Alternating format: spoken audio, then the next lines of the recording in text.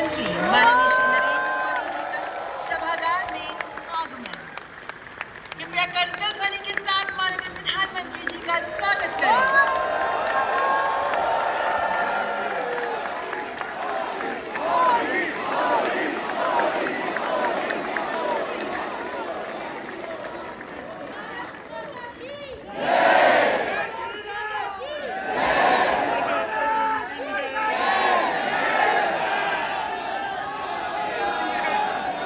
हमारे आत्मविश्वासी मुखर नए भारत के कहानीकार, हमारे डिजिटल कंटेंट क्रिएटर्स की प्रतिभा को सम्मान देने के लिए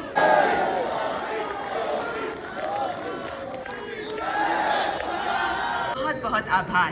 और आप सब डिजिटल कंटेंट क्रिएटर्स की ओर से माननीय प्रधानमंत्री जी का स्वागत है।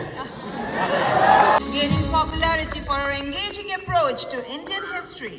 ओहो बाबा, पता नहीं देश में परंपरा बन गई, लोग पैर छूते हैं। मैं बहुत डिस्टर्ब हो जाता हूँ। टीनेजर का जो ग्रुप है, जो सबसे ज्यादा अपना समय यहाँ बिताता है, उनको कौन सी चीजें ज्यादा अपीलिंग लगती है? बताइए कुछ। जी, मैं कथाकार हूँ, श्रीमद् भागवतम करती हूँ और गीता जी के ऊपर बातें करती हूँ। धर्म पूरा करो जहाँ भी हो। चलिए, आपने लोगों को आध्यात्मिक दुनिया की तरफ बड़ी आधुनिक तरीके से रुचि फैलाई है। बहुत बहुत धन्यवाद। क्योंकि टेक्सटाइल मार्केट फैशन के साथ ही जा सकता है, वो अकेला नहीं जाता है आजकल, क्योंकि रेडीमेड ब्रांड का जमाना है। और आप बड़ी मदद कर रही है, कुछ सुनाइए लोगों को। बहुत बहुत धन्यवाद। मेरा नाम जानवी है और सबसे पहले बहुत धन्यवाद इस पुरस्कार के लिए। और मैं चाह रही हूँ कि इस नए भारत में जो हमारी प्राचीन परंपरा है, उसे अपनी संस्कृति, शास्त्र, संस्कार और साड़ियों के माध्यम से आगे लेके जाऊँ। और मेरा सबसे यही अनुरोध है कि अपनी संस्कृति, शास्त्र, संस्कारों को भूलिए मत। We know him as Beer Biceps. He focuses on fitness, spirituality and lifestyle through his The Ranveer Show. तो फिर तो ये लोग कहेंगे कि मोदी जी की बात बता रहा है।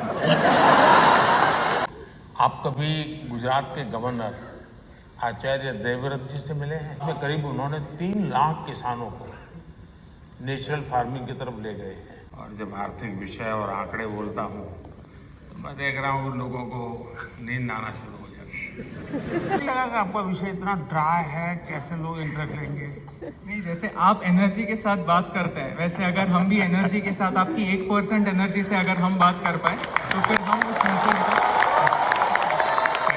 थैंक यू सर, बहुत शुभकामनाएं, बहुत सेवा करते रहिए।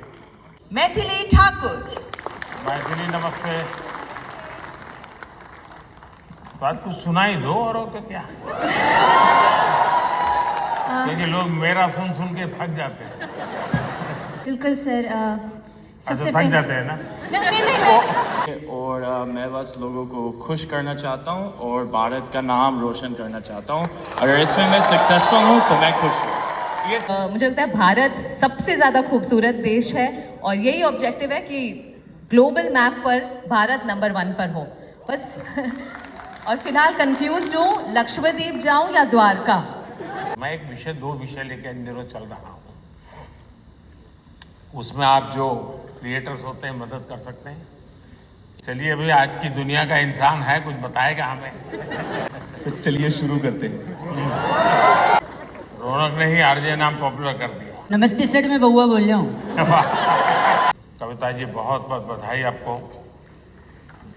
मेरे को खाना बनाना सिखाए, क्योंकि कोविड के टाइम पे हमें पता चल गया कि खाना बनाना कितना ज़रूरी है सीखना। तो पढ़ाई के साथ साथ इसको भी हम अपनी लाइफ स्किल में ऐड करें तो ज़्यादा अच्छा होगा। और साथ में मैं चाहती हूँ कि जैसे स्कूल वगैरह में हम बच्चों को बाकी चीज़ें पढ़ाते हैं, तो उसके साथ अगर हम एग्रीकल्चर भी सिखाएं तो बच्चों को ये पता चलेगा कि एक अनाज उगाने में कितना मेहनत होता है। तो शायद उसकी वजह से फूड वेस्टेज कम होगा। आपने देखा होगा, हमने 2023 को इंटरनेशनल मिलेट ईयर के रूप में दुनिया में पॉपुलर किया। हमारे यहाँ परंपरागत रूप से मिलेट खाया जाता था, लेकिन आज हमारे डाइनिंग टेबल पर से वो खो चुका है। जो लोग भारत को जानना चाहते हैं, भारत के कोने कोने को जानना चाहते हैं, उनकी भी आप बहुत मदद कर सकते हैं। 300 साल पुरानी चीज देखते हैं तो लगता है कि मैं उस समय जी रहा हूँ। क्रिएटिविटी की ये ताकत होती है दोस्तों, और मैं चाहता हूँ कि मेरे देश के भीतर वो क्रिएटिविटी है जो मेरे देश का भाग्य बदलने के लिए एक बहुत बड़ा कैटलिक एजेंट बन सकता है। और इसी भावना से मैं आज आप सबको मिला, आप सबको बुलाया। आप बहुत ही कम नोटिस से आए, आपने कुछ करके दिखाया है। जूरी को भी मैं बधाई देता हूँ, क्योंकि बहुत बहुत शुभकामनाएं देता हूँ। बहुत बहुत धन्यवाद। से हम सब के लिए कुछ ना कुछ ग्रहण करने का अवसर होता है। ये आपका हार्दिक आभार।